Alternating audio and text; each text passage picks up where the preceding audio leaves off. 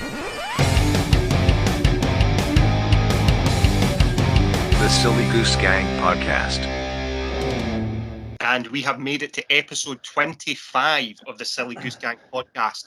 And joining us on today's episode is Emily Furey, fitness trainer. So Emily, thank you very much for taking the time to join us today. Thank you so much for having me. It's always nice to speak to people who are happy. You always seem to be one of the things that we liked about you when we talk about who to speak to is you seem like when you do your training sessions on Instagram, they're very hard and you seem to be serious, but you also seem to be naturally very fun as well. Yeah, you know, it's like a nice blend of seriousness. And I get that a lot, and you're fun. so happy all the time.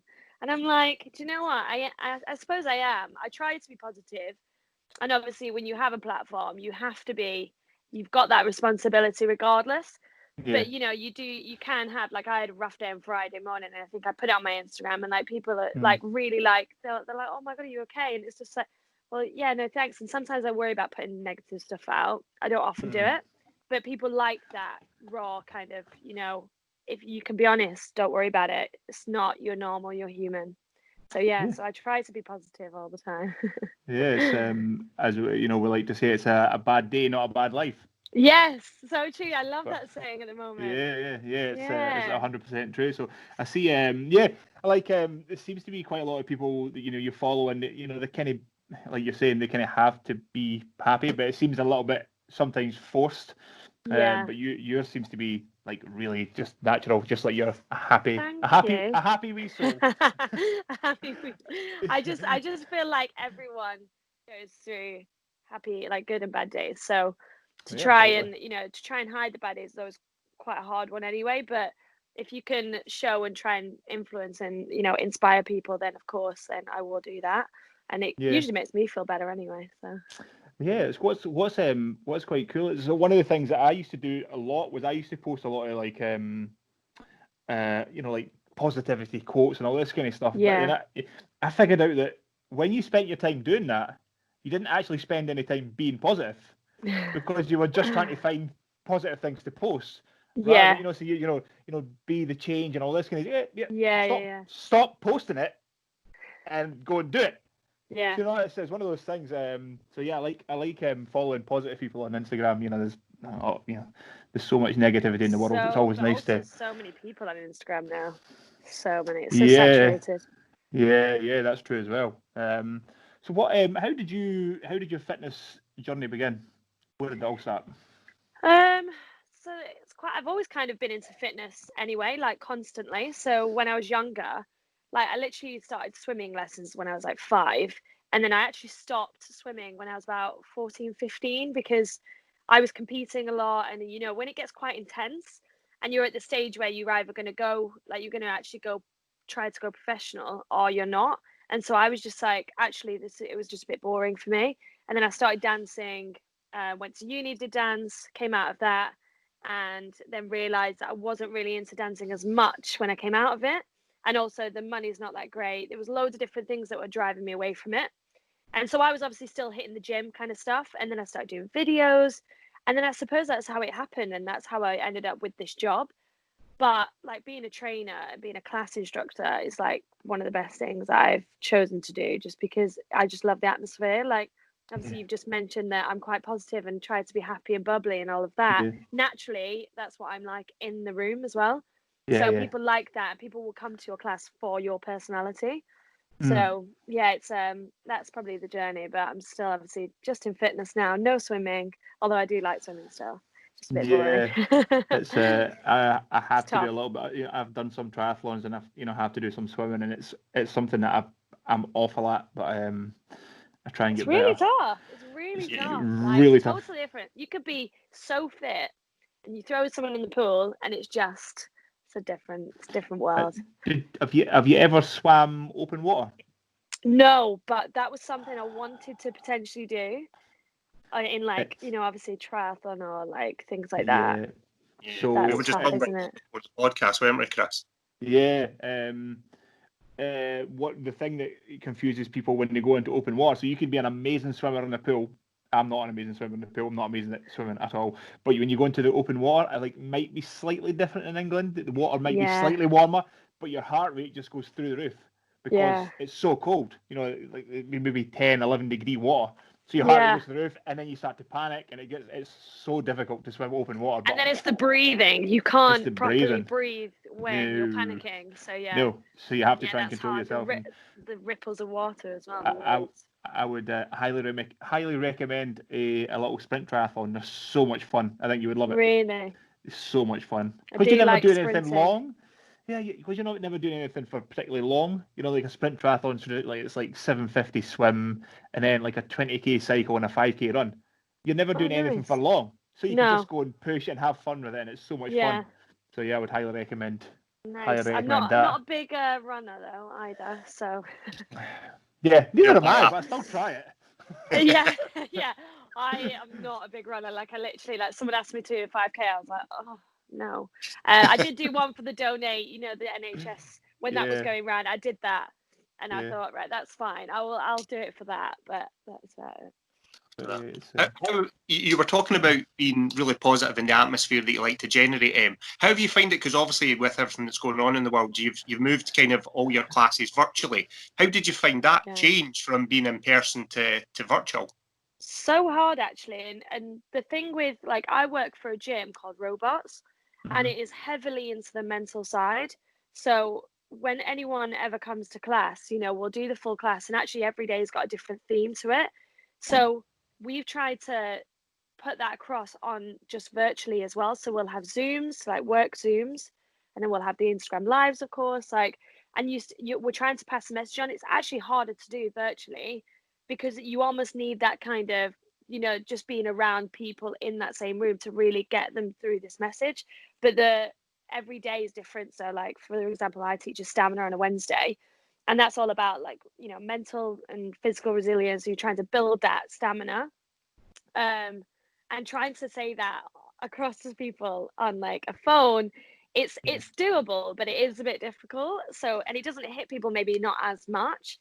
But we just had to adapt. You have to adapt, and that's exactly what we did. So, doing it as well on Instagram is just it's fun to do. So I've just got used to it, routine. Do you find there's more pressure on you to try and create that positive vibe when you're not? Because it's very difficult when you're not in a room with somebody to feel. I think you can feel energy of somebody. You can feel somebody's if somebody's in a good mood, you can feel energy. So it's was that something that you how do you get that across? Yeah, that's hard because you're on your own. If I think about it, I'm actually just obviously I'm talking to you two now, and you two are there like this. But sometimes it's could be 40, 50, maybe 100 people watching, and you're just thinking I'm on my own, but they're on their own too. And I think that's where it was actually okay, because it's not like I'm teaching a virtual class on my own to everyone else on together. Everyone was on their own, so everyone's kind of feeling it themselves, and I think that was probably where it wasn't as bad. But it is definitely you're so right with the energy. You don't feel that same I suppose atmosphere. Well, obviously you're not going to, but it's difficult. You got to adapt to it and embrace it at the same time. 100%. In the real world, I'm a trainer for a financial services company, and we've had and I'm the same. I'm used to being, obviously it's not fitness training, but I'm used to being in a room and having that that dynamic energy of you're giving information. You can appreciate when people are going to ask questions. You can see when someone isn't getting it, although they're not saying it, the non-verbal cues. And then we've moved now to doing it all through Teams and Zoom. And it's that first 3 or 4 weeks when everything changed was challenging for everyone, I think, for the people that were being trained, for us as trainers. And it sounds like you kind of had a similar curve, with bots and getting it all set up. Yeah, it's so different. But as you say, it has been a while now, hasn't it? It's been 3 months. Ages. I've gone through waves, where you're kind of I was oh God. I enjoyed it at one point, for quite a while actually. I was in Manchester at the time because I went home and stayed there for 7 weeks before I came back to London, and I was really enjoying doing these lives. I had this amazing routine. I wasn't drinking because I went with my mates, and it was I was just really fresh. Had this great routine, loved it, eating really well, and then I was I came back to London. Now I'm getting a bit bored of it. I'm ready to go back, but there's still that routine, and you have to stick to it. And actually, so many people are now saying, will you keep these Instagram lives up? Will you keep these Zoom workouts? Because we can't get there, kind of thing, even when we go back, because people realize it's doable from your home. But I do think it's better in the studio. I do think the vibe, the music, the lights, it's a whole performance. It's a whole experience at the end of the day. And it really pushes you more, when you've got someone on the mic and you've got other people working hard next to you. It is a different vibe, and it does push you more. So 100%. you can't replace that. You really can't. But it has been good for everyone to keep fit, regardless. I feel like during this thing, like fitness people, like everybody within the fitness industry has have to work so much harder. So one of our friends who was on the podcast, Andy Smith, he owns the Lift Gym in Edinburgh, an amazing facility. Amazing. He did.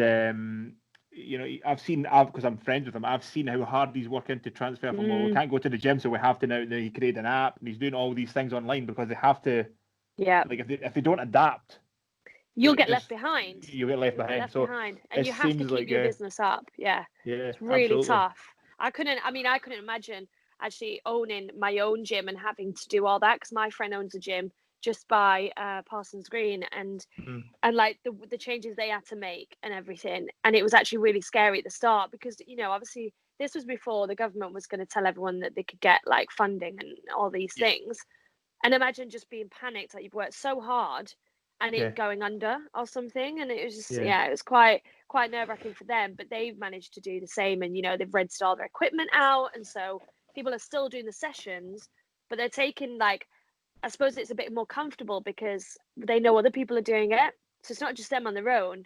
And, they know everyone else has, like, rented the equipment and done it at home as well. So, yeah, it's fine. They're doing all the Zooms. Everyone's just in the same boat, aren't they? Yeah, you have to adapt. That's what life is, isn't it? You have to adapt to whatever it throws at you and move forward. Do you train guys as well, or are you mostly with women? No, I do both. I've actually picked up some PT at the moment, which I never used to do because I don't have time for. So I train a guy and a girl at the moment. I mean, that's regular as well. It's good. It's fine, but it's, I've always been a class vibe person, and to be honest, the classes are so mixed. So it's not just loads of girls that come, and there's loads of guys, and same for the male trainers. They'll get girls and guys. It's usually quite a good balance, to be honest. You just change, like, you know that they're going to lift heavier weights on like a bicep curl than a girl would. It's just like, it's fine. You just kind of work around it. It's you say they'll lift more, but that's not necessarily always the case. Actually, wait, I'm quite strong now, I'm joking. It's funny. Who were we talking to? I think it was Clint Emerson, actually, Ali, when we're talking about, the week that I did. I haven't been anywhere near this weight for ages, but I deadlifted 240, and I've spent all week going, I thought, mate, I'm so strong. And then that week was a Swedish powerlifter who I follow on Instagram, Isabella von Eisenberg, and she's like a 65 kilo girl, and she pulled 240, and I was like, you're joking. She's superhumanly strong, and then I was like, this little woman's just lifted the same as me. My back. Yeah, it's quite funny. I know. I've got friends up here that girls that train, and they quite regularly have guys in the gym kind of looking at them, and then they like squat more than they do, and then the guys are kind of left. To be fair, I think I was squatting more than a guy the other day, and I thought, but there's loads of different strengths, like I'm pretty sure that girls are actually quite strong on the lower body. Like we all I think sometimes girls have bigger legs than guys do. Like it's actually, we're all very strong in that department, but upper body has never been. I suppose men are probably more on the upper. People always used to joke about don't forget leg day, but it's genuine. Like boys love a bro sesh, chest and shoulders. How do you deal with guys if they're being arsey towards you in a gym, or do you like encounter guys who doubt you and kind of go? Oh my god, yeah, like the intimidation game. I mean, it's funny because I don't really often step foot in a normal gym. Because I can just go to classes at Rowbots. I can just go and, jump in after my sessions or whatever, go in the spare time that it's open. But the times that I have, you have to just be confident and just bowl over to the weights and just not worry about what anyone thinks. I mean, sometimes you don't even know, like, it depends if you've got a program, but if you don't have a program, a lot of girls will be worried, like, what if I'm doing it wrong? Or what if they're looking at me like, that's not right? That's not, you know, you're not supposed to do that paired with that or whatever. And I think like that is it's slowly disappearing, that whole worry. I think girls are actually now, they're not bothered. Like, you can look at me all you want, but I'm just going to smash this and whatever. One of the most annoying things in the world is when if you're in a gym. So it happened to me once, and you say I'm never in a normal gym, but I went to the one near me because I had to squat and then go into sprints, and it was raining, so I went, I'll do them on the treadmill. So this guy who was in no condition and a woman who was in no condition were laughing at me because I went in and done like 10 sprints, and I'm going. They were kind of going, "Is that all you're doing?" And I was like, You don't know what plan I've got. and this is the thing, and I'm going, but you don't know what I've just done. You don't know what I'm going to do. It's just like, I'm just going to look at you and go, I'm better. What the fuck? Yeah, that's ridiculous. It's so stupid. I do think that used to be quite a big problem, but I really don't think it's that much of a big problem anymore. I haven't really witnessed that much anymore, because fitness is obviously, fitness has always been a thing, but it grew so much. Like, probably started a few years ago now, like 3-4 years ago, it actually started getting really popular. Not just because you were actually getting fit and healthy, obviously that is the main reason, but people knew that they could look good, feel good, and it was actually quite a social place. Like, it's now very sociable. Like, I've got a bloody business out of it. It's one of those things. Like, now it's such a big thing. But yeah. Do you feel like you, not entirely on your own, but like, people like you, we hate the word influencers, but we'll say influencers. We'll say influencers for the sake of this conversation. But do you feel like people like you have had a big part to play in, especially women being more confident to go to the gym and not feel, because you're confident and excitable and hardworking? Do you feel like you and people like you have had a big definitely part to play? If you when you're doing videos with weights in, and it's not just about because for me, I've never been the type to do those like booty burn videos with a resistance band and all of that. Like, I've never done that. I've always kind of done functional fitness, so whether that's doing a bit of a CrossFit workout or me just doing a normal functional, because there's no gymnastics or anything in it, I quite like doing that. And some people will turn around to me and say, that's really hard, we can't do that. There's always going to be people that can do probably better than you or worse than you. But if you can give them like a regression and understand that, well, you don't have to do that heavy, or you don't have to do it that way. There's loads of different advances and regressions. So yeah, it's always trying to find the balance between not looking a bit gimmicky and being able to show that you can do these weighted stuff, and actually just walk in the gym and go and do it. Like, no one's going to criticize you or judge you. And if they do, it's more on them than it is on you. That's a great point. I remember in the early 2000s, obviously I'm a bit older than you, Em, but I remember the early 2000s when I was at uni doing sports sciences, and there was a guy who was heavily into functional training, and he used to like squat on a stability ball inside a power rack because that's functional. Oh no! Like, you see these videos, and you're going to blow like, out your knee, you're going to blow out your back. Yeah, I'd rather just keep it simple and know that this is going to be effective, rather than trying to be a bit of a show off, because nothing. You're not going to achieve anything apart from an injury, maybe. So ankle. Yeah, it's not something I want to do. I get tagged in those videos all the time on Facebook. Yeah, my friend takes the mick out of those videos all the time. People actually tag me and I'm being serious. Like, you should totally try this. And you're like, why? And you're like, you don't know me. Why? Don't. Yeah. Why would I just like squat? Why do I need to be on a balance ball? Like, what? I don't understand. No, just do a normal squat. Yeah. I used to do it all the time. Crazy, absolutely crazy. Do you find is it becoming easier? Trying to convince women to lift weights a little bit more, because it was kind of like a stigma for a long time. Like, massive stigma. Yeah. No, it's absolutely it's totally normal now. Like, I think there is still some stigma there, because it was heavily like in everyone's kind of thoughts for years and years. And now people are like, actually, no, I want to lift weights because it's going to make me look better and more defined. Like, it's not about doing cardio anymore. It's about doing like all these like functional movements that obviously not on a stability ball, but you're actually doing stuff like even like CrossFit. girls are now really into CrossFit, and I suppose I do a little bit. I don't do that much, to be honest, but there's a lot of the movements that you can just do, and they're weighted, but they're also very cardio as well. So it's a good mix, really. But women are definitely more into it than they used to be. It was one of those things that people would always say to me, girls, because girls always came to, because I always kind of lifted weights, and I've always done something sporty. So they would ask me, and it was always, the silly questions. What protein should I take to lose weight? And you're going, I don't. What do you mean? What? You know what I mean? So it's always those kind of, and then they say, I don't, I said, don't want to get too big. Yeah. Like, the classic line. Yeah, and that's exactly like, it. how can I lose fat off this one specific part of my body? And I'm like, you'll lose it from everywhere. Like, that is a really common question. Like, I still get that question.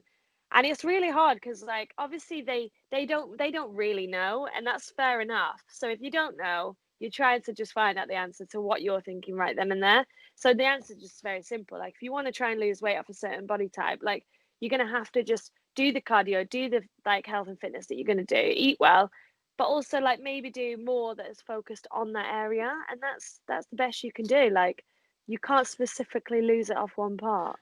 When you break it down like that, it's so, like, I think people like to try and overcomplicate things. But massively. Yeah, it's not massively. Again, people, I get people, loads of people, and I'm my diet's terrible. Sounds mine, to be fair. Yeah, but people will say, I can't lose weight, and you go, this is not. I mean, if you're in a calorie deficit, a genuine calorie deficit, you're going to lose weight. This is not like, it's science. It's really simple. Calories going in, obviously. I just feel like, you're so right. People overcomplicate it, and I think slowly, like, and that's why Instagram's been really good, actually, because there's so many people that are pushing to show others who aren't that educated on that kind of like knowledge, that they are now understanding it and breaking it down very simple, as much simple like as we can get, to explain to people that no, actually this is it. Like, you don't have to complicate it any more than this. And slowly, I think that's why it's becoming bigger, because people start to understand it. So then more people are getting into it, and then having these fitness profiles and etc. Yeah, it's definitely. Talking about your fitness profiles, at what point did you decide that you were going to launch your Instagram as, the Instagram you have? At what point did that become a consideration? Because again, it's a relatively new phenomenon, isn't it? Yeah, I mean, I never actually had a moment. It was just naturally happened. I was just, like I said earlier, I was doing these videos and just posting them, and then I was getting people seeing them. This was actually before the algorithm changed. So when the algorithm changed on Instagram, maybe 2 years ago, or however long ago it was, that's where it got really difficult for anyone to try and grow, I suppose. And, like, trying to get your post seen, having to post at a certain time, like, it was all these different things. Like, I never really used hashtags, and then now I use them a little bit because they actually do help. So I know there was never a real point. I guess it naturally just went into it, and I just carried on doing it, and then it turned into a job. So obviously my training was a thing, and then I got a manager for Instagram, and just I suppose it just goes off like that. It's better to have it like that anyway. I'm glad you said it grew naturally, because that's one of the things. I don't think you could try and make something come what you wanted it. I think it has to be a natural. We've said this from the beginning with this podcast. Like, as long as we're having fun and speaking to people who are interesting and fun, we'll keep doing it. But you can't force it to be something. It has to just naturally grow and become something cool. Because and that might be why it seems natural. You seem natural on it because it is natural. It's not. Yeah, exactly. Being And forced. you can see people who do it in a, I don't like the word fake, but it does look quite fake sometimes. And then there is, and you can sense it, like, it, and it's just a bit uncomfortable to watch. So I don't really follow anyone like that. I think it's always good to make sure, like, obviously anyone listening to this podcast right now and they're like trying to get inspiration off anyone, I wouldn't follow anyone that either makes you feel bad about yourself or makes you think it's not achievable, or all these different things. And I would hate anyone to look at my profile, for example, and think, oh, that's like, I can't do that. So I always try and make sure that people can understand that it's doable, and whether I'm doing a fitness video or I'm doing something like, I don't know, just going out and baking or whatever. I think it's like important as well, as you've already said, that you do share the not so great times as well. I think that's equally as important. You know, Yeah. if you are just putting that positivity out all the time, it does come across as staged. Let's go with staged. Yeah, staged. It's a better word. It's coming across as fake or staged, and you think you can't be like that all the time. It's not normal to be like that all the time. Yeah. No one's, everyone's human. Like, we're not robots. It's like, it is genuine. Everybody has feelings. You can't go through life literally as a breeze. Like, I mean, if you can, you're like superhuman. But there's going to be so many different things, like emotional, personal stuff. Like, I've gone through a lot of personal stuff recently, and you just know that. I mean, you're not on your own, first of all, because other people are going through it, and especially in this period, it's not great. Like, but at least to share that, it's almost like other people then go, do you know what, I've been feeling this and I've been doing it and whatever, and you kind of have that kind of nice little bit of advice or reassurance, I suppose. And it just shows that you're not a robot. You're just normal like everyone else. It's I think this is why, like, these podcasts, or certain podcasts anyway, but like, we've never scripted this. We don't have questions. There's nothing written down. It's just like finding a path and have a normal conversation, because you actually get a better insight into how the person 100%. thinks and how they are. Because if you do questions, it's just a bit like, this is just somebody reading off a sheet, and it's a bit. Yeah, I did. So I've done one podcast before, and it was a school teacher. She was so lovely, and she knew which questions she wanted to ask me. So I was just like, okay. I'd written my answers. I literally didn't look at the answers at all. Like, she asked me and I just answer naturally. And I just always think that's the best. Like, that was the way she wanted to do it, and it was absolutely fine. And it was nice that I had a bit of a heads up on some of them regardless, but it was almost like I'd written all this stuff. I just didn't even use it, which is fine, because I know, I just prefer, like, when you guys told me that it was going to just be natural, I prefer that, because you can just chat normally and whatever comes up. Yeah, some of the sorry, I was just going to say, some, like, most of the 25 episodes have not went the way you think they're going to go. Oh yeah, you were saying this. Just like even the guy. So we had a guy called Dr. Martin Pepper. He's Dr. Pepper, but he's a geologist, and he done a show called Atlantis Found for the History Channel. So we thought that'd be super interesting, and we spoke to him. And he had very little interest in talking about Atlantis. Really? As soon as we cut him loose, he just went off on these mad travel stories. I was just like, oh, this that's guy's amazing. so good. So yeah, it was, and this is, we've talked about this before as well. Is like, we have to learn as we're going through this as well, because there's a point where you could tell when somebody's not interested in what they're talking about. Yeah, definitely. So you have to, I suppose it'd be the same if you're programmed for somebody, and you can tell if they're just not into something, and you have to go, without saying it, I'm going to have to change it and figure out. I feel like you've got to enjoy it. Like, talking about doing a program with someone, if they, or even actually going to the gym, if you're not enjoying it, it's usually not going to help you to stay there. Like, not that I'm saying you should enjoy everything, because most things that I do, I'm literally hating it whilst I'm doing it. But I know for a fact, like, when you're on the rower, I just know for a fact that by the time I get to the end of that, like, time, I'll be like, so feeling amazing afterwards, and it's all about that. So yeah, if you don't enjoy it, you're probably not going to stick to it. I'm glad you mentioned the rower. The rower's the thing. So when I used to box as an amateur, and that's the tool that I used to use the most for conditioning. Yeah. It is so good. Outrageously hard. It's everything, it's so ridiculously hard. So I'm glad you mentioned the rower. I've got a love-hate. Yeah, but then I love it. like you're saying, it's one of those things where got a rower in my room right now.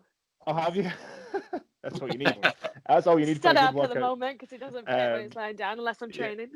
I'm glad you said, like, the enjoying you kind of have to have enjoy the suck of doing certain things. It's like a love-hate relationship. You get to the end, you love it. Like, I'm excited to get on the rower, doing it. Like, obviously I know when I'm on it, like, halfway through, like, maybe I'm doing a 1,000 meter row, and I'm just like, like, I'm still, like, I'm at 600 thinking 400 left, this is long, but actually it really isn't. And some of my friends are doing, like, stuff where they're just on it for an hour straight, and I'm just like, that's terrifying. Yeah. But it's I- great for conditioning. You know, you get to the end and you just feel so good. amazing after it. It's like people have that runner's high. You know, when I mean, I'm not a runner. We've already spoke about this, but yeah, they love it. Like, to be fair, the time that I did go running at one time, I got to the end of it and I absolutely loved it. So yeah, it's one of those things. When you talk about the runner's high, I know that the last like serious run that I did was an event called the Ring of Steel. It's up in the north of Scotland. It's amazing. It's so ridiculously hard, hard. And I remember climbing the last Munro, because you do about whatever it is, 4 Munros, and it's So I remember climbing the last Munro, and all I did, I was just swearing at myself. I was just swearing, and I was just going, "Fuck this, fuck that. This is fucking stupid. I'm never running I again." hate this. And then I got across the finish line. They gave me my medal. I had a big drink of water, and then it was just like, "Oh yeah, I'm going to do this again next year. What can I do next?" Yeah, it's like this. It's like from the bottom of the ocean to like the top. You're just like, "Whoa, this change. It's amazing." I love that feeling. Isn't it? I mean, this you get them when you get them and you get them really good. That they are amazing. It is the best feeling, and it's just like an achievement at the end of the day. Yeah, I've I don't know about you, but I've had to delete things that I've posted on Facebook after I've like PB'd. Because you're like doing like PB something, and then like you go like, and then go on Facebook and just like, "I'm the greatest person that's ever lived," and then there you go, and then 5 minutes will go past you. Why did I write that? Delete that. Jesus Christ! Just I love that. When you get the endorphin piece, it's so amazing. It's such a great feeling. It is good. Yeah. It's crazy that people though don't want to go through it. Do you know what I mean? Like, they don't want to get fit, don't want to do well. When we're talking about positivity and endorphins, and there's people that are almost against it, like, "No, why would you do it? Why would you?" And I suppose it's once they've done it once, as you're saying, Emily, you did that one run and you're like, "Yes, 5K in the bag, you've done it now." And Chris, we're on. There's times, my old rugby coach used to compare it. He used to say, it's like banging your head on a brick wall. Sucks when you're doing it, but it's great when it's finished. And that's kind of the mentality that you take in. That's 100% true. But people, exactly. Although we're talking about fitness, exploded, people are still just not wanting to do it for some reason. It's a weird situation. There is so many more people that are doing it now, and actually, in London, there's just so many boutique gyms. I mean, I'm obviously with Robots, who are a boutique gym, and it is an experience as well. So actually, it's better for you to get into it that way, because like classes are the best way to get into fitness, because you feel the vibe of everybody else. So you're just like, this, this is great, like loving it. And then it's always going to be harder to do it on your own. It always will be. Like, you've got to have your music. You've got to like try and get that vibe and the motivation to do it. That's another popular question I get. How are you so motivated all the time?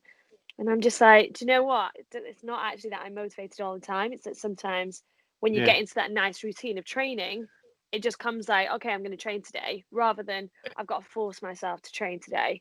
So yeah, it's a weird one. I think it doesn't come naturally to anyone. You've got to get into a nice momentum. Yeah, it's discipline as well over motivation, I think, of just being willing to get up and do it.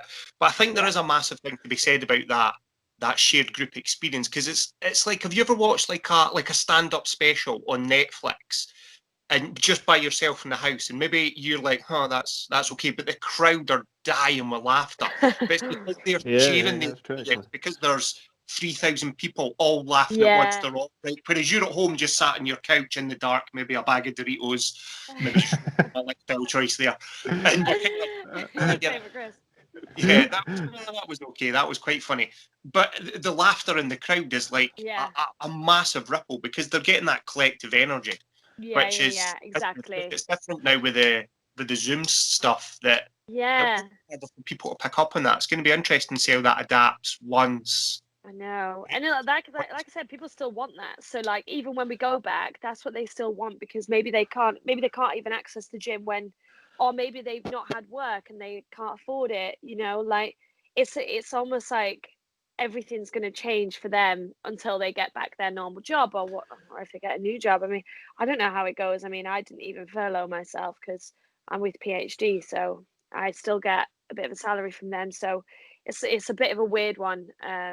For that, I just think everyone will have to come back to the gym, and hopefully people will stay and not just do their own workouts.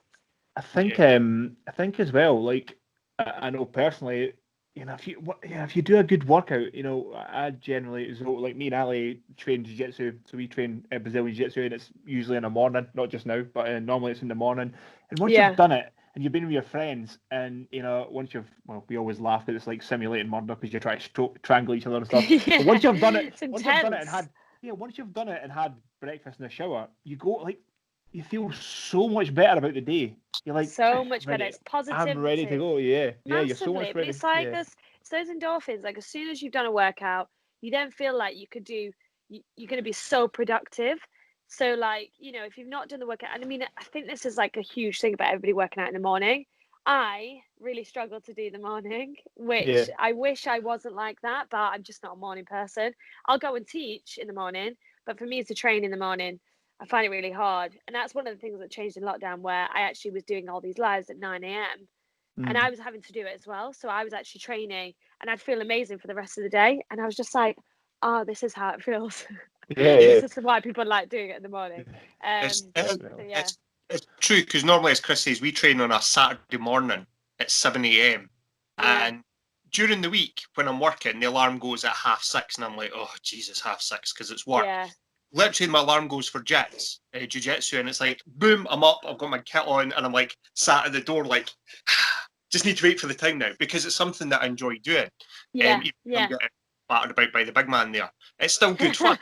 Who's the better one out of the two of you? Chris, I can't even argue it. Oh. There's no point. It's There's fun. no point. It's fun. I have to tell you this story. It's one of the funniest things. Okay, go on. I actually shared it on Instagram. So we spoke to a guy called Robin Dreek. He was the FBI's former head of behavioral analysis for counterterrorism, right? And he was such a cool guy. So we're talking, and he went on this like kind of speech about positive relationships and all this kind of stuff. And at the end of it, I said, because he was talking about me and Ali, and I said, yeah, but I can kick Ali's ass. And Ali went, oh yeah, but I can't argue. And I said, well, but to balance it, Ali's a lot smarter. And the FBI guy, so the FBI guy went, yeah, I can tell. And it was just one of those things. I was creasing myself laughing. It was so funny. I got roasted by the FBI. It was amazing. It's my favourite thing that's ever happened was getting slagged off by an FBI. We've all got our strengths and weaknesses. Don't worry about it. That's it. We work together and we make it work. But yeah, that was something. You can't be the same. So you can't funny. be the same or you clash. Yeah. Yeah, No, exactly. That's definitely true. Yeah. Yeah. So what? His sleeves there just below the arms. I know off. he's like, just No, I'm getting on. it's not what I'm doing. Don't use to be teaming up. Team up. I'm getting sweaty enough I to knew pull you this were up. gonna say that. Don't team up on me. I'm fucking right. I'm going. We're joking. No, do you have any plans moving forward to do, like, have you got any like long-term goals for yourself, like in terms of gyms or anything? Yeah, I've actually, so I mean, there's one that's fitness based and one that's just life based. One is, so we have obviously at Robots we've actually just, I'm not sure if I'm allowed to say that actually. Fuck it. We've just signed us. We've got another site, so that's going to be very exciting. That'll be opening up at latest, like probably, I want to say, they're saying September, I think, but at the moment, who knows? Yeah, and also building work there's always a delay. So that will be open soon, and we already have a head trainer for that. So now when we get a third site, I want to be the head trainer. Then eventually I want to manage it, or wherever I get that I want to manage. Then eventually after that, I just want to have my own where it's still under Robots, but like I'll be in control of that one. And that's like fitness wise, because I've never really found a path that like I've really enjoyed more. I've worked at different gyms, I worked at boutique gyms, but I never saw myself staying there for ages. It's different with Robots because of this whole, we have such a family unit at Robots where we actually go and have workshops every 2 weeks. And at the start, when I first joined, I was a bit like, this is wasting my time. I don't really need to do this. I'm not getting paid to do this. I'm just going to go, like, I've got other clients to teach and do this and whatever and work on my Instagram. And now my mindset totally shifted. And as soon as I started going to these workshops, I realized, because we're actually like kind of therapy sessions, like we talk about the themes, we talk about how it's going to help our clients, but we don't realize how much it's helping us, like hugely. We talk about if anything's on your mind, you do a check-in. So I'll be like, okay, like I feel really driven today, for example. Or if you feel really down and you're like, I'm actually really unmotivated, feel really tired, you say how exactly you're feeling. No one's going to judge you. By the time you get to the checkout, you'd probably be in fact, all the time, you'd always be in a better headspace. And it's always about talking about these things. So, and when you're that close to these people and you feel comfortable talking about these things, I mean, for the first few weeks, we weren't. We were new people. No one knew each other. It was a new gym. And then now we just talk about everything. So it's actually been an amazing thing to have that. So I can't, like, I've never really realized that I wanted to do this more than now. So that's a really nice thing. But the life goal, I need to get a house. So that's my next thing. I'm currently talking to brokers and things like that. So that, like, hopefully middle of next year, I will have my own place. That's a big goal though that I just really want to get. Being self-employed is a nightmare. Yeah, no. I'm self-employed. It's so and hard. It's the so hard. hurdles you have to jump. Like when I was getting my mortgage 3 years ago, I was at one point this close to getting up and telling the mortgage advisor to go fuck yourself and walking out and saying I'll just rent. I just because like self-employed, it was like they were treating you like you were a criminal. Like where did this money come from? Prove it. And like you've got to remember that like obviously I'm a director of my own company, right? So I'm a limited company, and so what you know when you're doing your tax and all of that, it might look slightly different. It's because of the way we have to put it through and the accountants and everything. So now the broker's talking to the accountant, and I'm just like, how's it going? Like, where's this going to go? I've got my eye on a few different places. But it's all about whether you can afford it and whether they think you can afford it. And so that's the problem. So yeah, I mean, it's actually quite stressful, isn't it? Yeah, but that's what's the biggest goal probably. I feel your pain with that one. Yeah, it was a disaster. Yeah, and right now it's probably a good time to do it because everything's quite. I suppose they're trying to sell more than before because most people aren't moving, or I'm not sure if they are. It's a weird world. It's such an unprecedented time that I don't think there's any like roadmap you can follow and say I think this is going to happen because who knows? Like who knows? Idea I don't know anything. what I'm bloody talking about. Like the cancer comes to me and I'm like, like no idea. They used when they were talking to me, they were using like their big accountant words and their big mortgage advisor words, and I'm going, mate, can I afford it? Yes or no? Listen, I'm just a trainer. Fucking hell. I'm not in finance. Just tell me yes or no. No, it is stressful, but that is definitely a goal. So fingers crossed. So when you're saying you're having these big team meetings and stuff, do you guys do you bounce ideas off other coaches? What in the same room or in different places? Yeah, well, when you go to these things and the other trainers at the gym, do you guys share ideas about how they dealt with situations or certain clients, and do you bounce cool trainers? Yeah, not a lot of the time is it really about like the actual training side because, like I say, it's quite like therapy. So if you've got something going on, and even if you don't want to talk about it, you don't have to talk about it. You could talk about it too. We have a psychologist, and she actually is always there attending the kind of the workshops. And there's like certain things, like one of the best things we did, because like obviously you're bouncing ideas of each other and everybody's listening to each other. But one of the best ideas we actually got to was she played this like motivational kind of speech on the speakers, and we were all just listening to it. You had to close your eyes, and then we got on the row and she was like, right, you're going to row for 8 minutes. And we were like, this was the first time I'd actually done an 8-minute row, and it's not that long, but it's when you're on the row it's long. So you sit onto it, and I got a PB, and I'd like, because if I think about like how many times I've probably done a 1,000 meter before, I think I got it in like 2,100, and I was like, oh, actually that was quite good because usually I thought I'd probably get lower than that. But the way she did it and the way how it like inspired you and pushed you on to do it, she's told you to think about like something that had happened to you that made you come out of it stronger. So we talk about the past a lot, like because it's usually what kind of makes you and maybe what drives you. So anyone that comes into the sessions, you're trying to tap into their emotional side. So we were tapping into this emotional side. So I've got on that rower thinking about something that really affected me in the past, and then I'm rowing and I'm getting really far, and I was like, actually came out of that feeling amazing. So all that you say about the bands and ideas, but that was an idea that someone had that we were going to do, and it just came out so well. And some of the people that didn't do it, I think, were literally looking at us going, "Oh, I wish I did that." Like someone who was injured or whatever had to sit and watch. But yeah, everyone listens to each other. There's no hierarchy.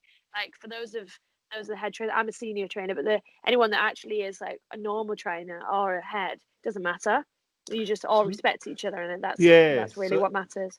It sounds like the cool kind of place where certainly with jiu-jitsu, when we do jiu-jitsu, is like nobody has an ego.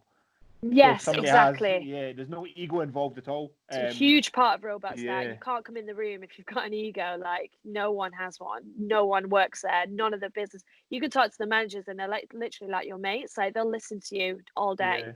They're not like powerful in the sense of like they use their power to determine whatever and make you feel like you're a bit kind of I don't know, not special or not in it as much. But everyone's got egos, a voice. Egos are such a big egos. I know certainly like with jiu-jitsu, we've all seen it. There'll be guys who think they're really because every guy. Do you shut them down? No, what he rolls in. No, not at all, not me. But I've seen girls, like little girls or small women, should I say, kicking guys' asses who've come in with a bit of an ego and then get submitted by a girl. It's nice to see that. We love to see it. You'll see it just sitting there like this guy's kind of being a bit. I'll go back a step because we've said this to I can't remember who we're talking about today, and like every guy thinks he's can fight. Every guy thinks that he's really good at driving cars, and every guy thinks he's really good, I think every guy thinks he's really good at sex. Okay, and none of them are usually true. So you get if you're fucking confident about it, you're probably not that great. Yeah, exactly. So you get these guys who come in who think maybe think I'm great, I'm going to, and then you get this like small woman who's just like quiet and unassuming, and then we'll submit him, and then he just has no idea what to do with himself. Yeah, I love that. When we do it, we have no egos. It's a wake-up call. It's a wake-up call, and that's exactly it. That's like what we say when you are on the road. Like, this is your wake-up call. If you think you're going to cruise through this, you might not, but it's going to bring you down a peg and make you realize that this is tough work, and you're going to come out of it a better person, whatever. So that's what we try to tell our clients for sure. Like one of the things is like no egos. No ego. Leave your ego at the door. Leave your ego at the door and just come in and do the workout. Like smash it. You'll feel amazing. Do you find it's harder working with guys because they generally have a big ego? No, actually, and I think maybe it's because the guys that I work with don't, which is great. That's very rare to find. Yeah. Especially when they know they look good. But you can know you look good, and just have confidence, but not in the way that you're arrogant. And I think we're really lucky. When I talk about robots, it's great because people want to be a part of it. They always want to be a part of it because they can see how close knit we are. How there's no one that's really in there that's arrogant. And we just don't have any of that. And I think we are lucky in that sense because in the fitness industry, for an industry of confidence and egos, it's very rare to find. So it's quite nice, and I don't struggle with working with men at all. So that's good to hear. It is nice. It is nice. Yeah. I think it's the nail on the head though, that it's that fine line between it's good to have a quiet self-confidence. Yeah. Don't let it creep over into arrogance. Because as Chris said, we see it where a lot of guys come to the jiu-jitsu because it's also an MMA gym. So a lot of guys come in walking like the corner, like 22, 23, think they're Conor McGregor. Like Conor McGregor. I knew you were going to say that. Yeah. Swaggering in. And there's a couple of girls that train at the gym, one in particular, Tanner, shout out to Tanner. I think Tanner's like 19 years old and she's quite small, she's quiet, but she's a legit killer. Ninja. She's a ninja. And obviously when you're up to roll, none of the young guys that come in the first time want to roll with Chris because he's a big guy. But they go, I'll roll with you, Emily, I'll roll with you, Tanner.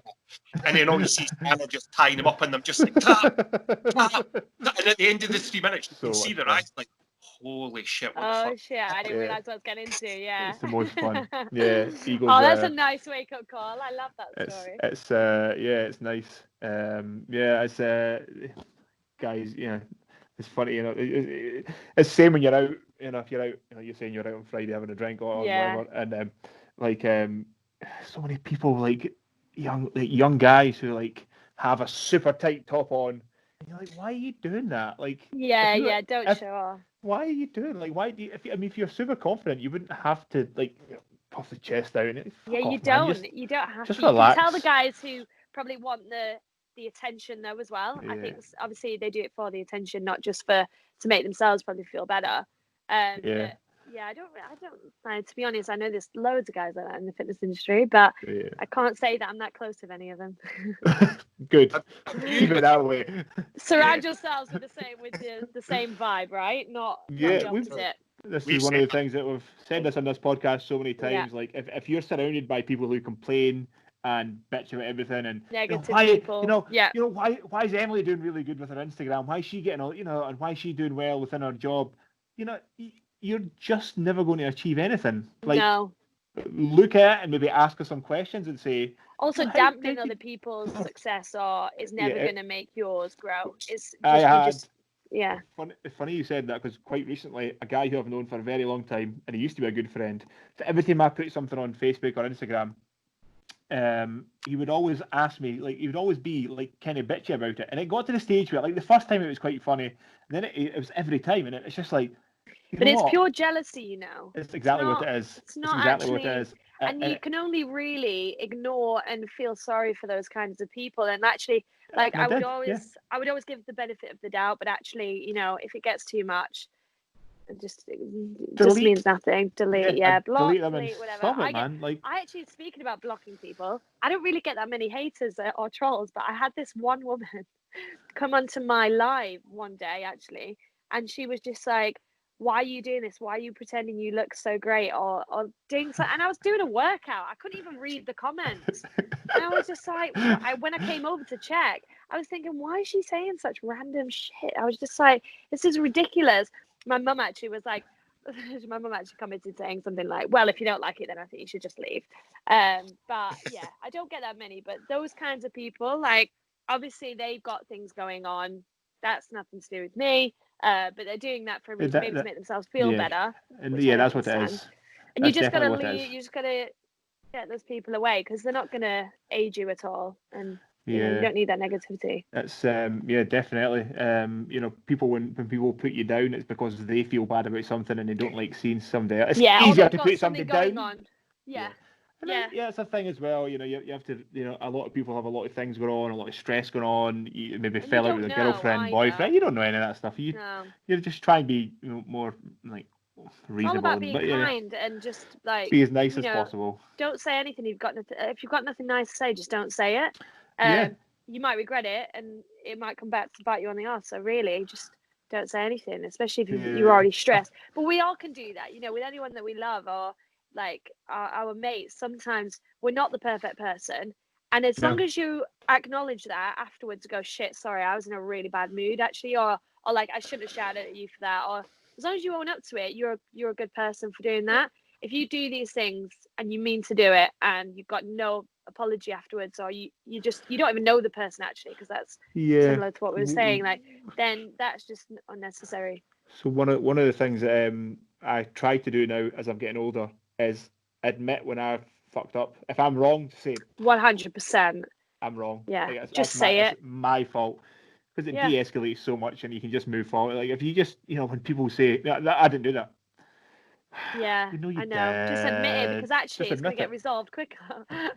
Totally. Then you move on. It's people. Totally. I can be. I mean, to be fair, I can be stubborn sometimes, but you have to admit when you're wrong. I think, like, you do. I think that happens as you get older. To be fair, I mean, when I was younger, I probably never admitted when I was. I didn't do that. That wasn't me. It's all your fault. I don't think I'd ever been wrong in my life until I was about 31. I don't think I'd ever been wrong until then. And it's like, I think everyone's like that though. But like I say, definitely. As long as you admit to it, and whether you admit to it, the next 10 minutes or the next few hours, you've just own up to it, done, resolve, move on. Easy. Yeah, definitely. I think just having spoken to you, when you say you don't get a lot of haters, I think you seem to be one of those people that seem to be extremely. I don't like. It'd be hard to imagine somebody not liking you, because you just seem to be very positive and nice. And I mean, people can disagree with me, I suppose. I don't know on what, but you can disagree with someone on anything. I mean, people actually in this time as well, what's going on, I didn't want to say too much. Like, you can't, because you've got this platform, and you like whatever you say, you might just be wrong regardless. So Yeah. I was really like careful about what I was saying and what I was putting out, and I still right now I don't really know what to say. You know, this whole like white privilege and all these things, and you just like you have to tiptoe and on eggshells and stuff. But yeah, you will always have people that might have an opinion. So just trying to, I suppose, be just be that person that doesn't say anything out of line is really hard to do. We've had the same on here where we've got a couple of times we've got into like murky places where it's like politics or about anything, and you've got to be God, I have no idea about that. so precise about anything you say, because once you say it, it's there. And this is recording, so this is recording. Yeah. So I mean, obviously we've not said anything ridiculous, but you have to be the way you word anything. You don't want to offend anyone, and you don't want to be politically incorrect, and you don't want to get judged or someone to you have to be careful, like on every aspect of social media, I suppose.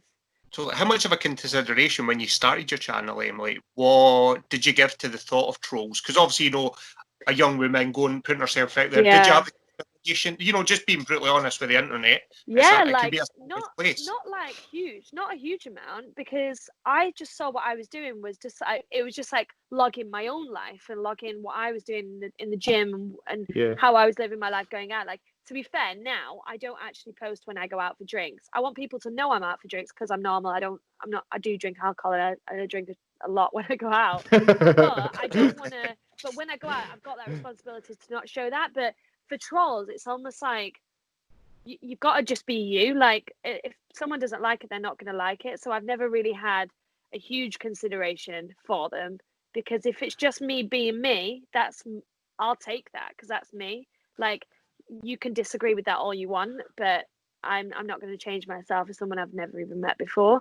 So I don't take a huge consideration into them, but I know that there are some out there. I mean, there's some that troll my friends, and I'm just like, it's just savage. It's so savage. I wish I had a troll, because I'd like to play with them a little bit. It'd be so much. Seems like it'd be so much fun to like just take the piss out of them and string them along. Don't even urge them on. Like, literally, just don't even like. I feel like it'd be so much fun. Also, this troll that I had on that live is called Barbara. I was like, Barbara. It's funny because we always. She actually said, "I've had a very hard life," and I was thinking, "Are you coming onto my life and trying to dampen rain on my parade?" I don't get it. It's funny because whenever I go out running, depends on where you are, but you always run past some young kids, and they might be like, they always shout abuse at you because you're running. So and what I found out was the best thing to do was just give them abuse back, and they don't know what to do with that, because everybody kind of just ignores them. But I'll just give them some abuse back, and then they kind of all go, "What the fuck? You're allowed to say that to us." Yeah.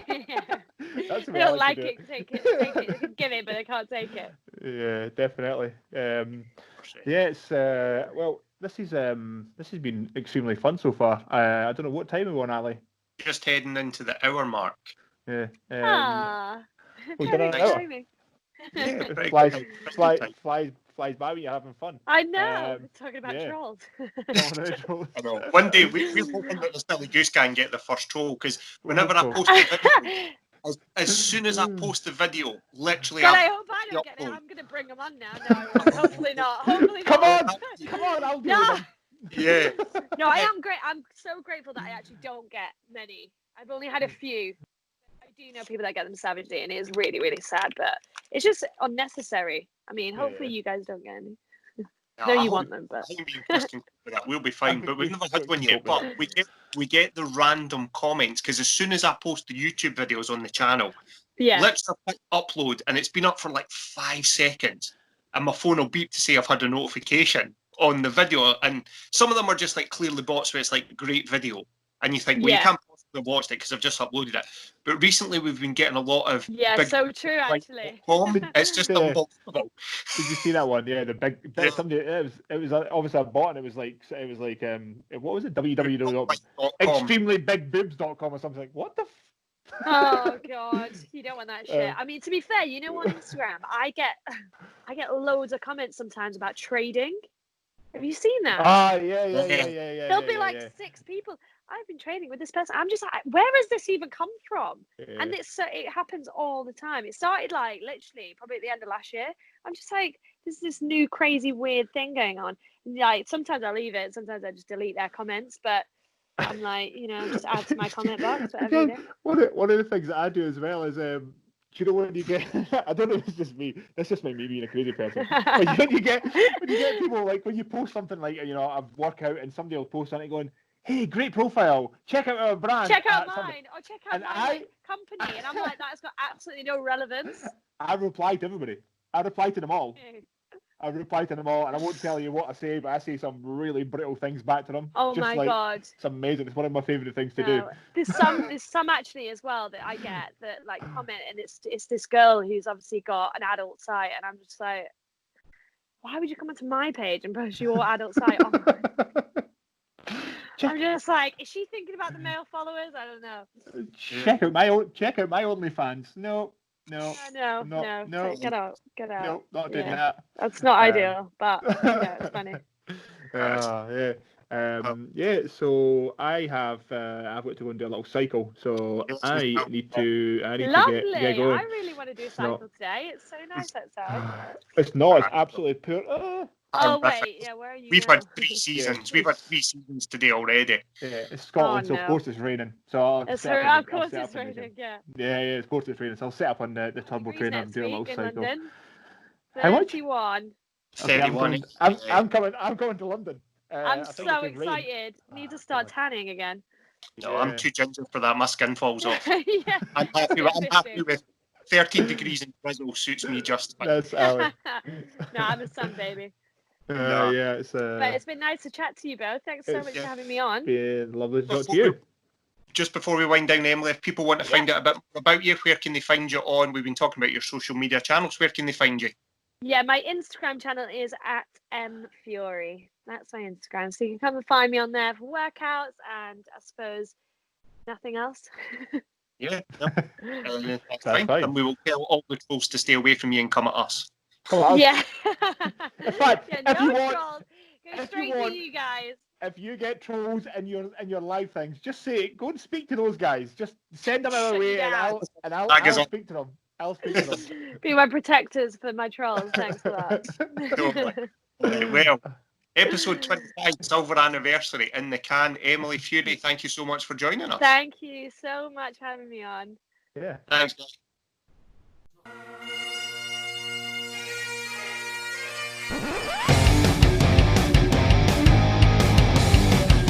The Silly Goose Gang Podcast.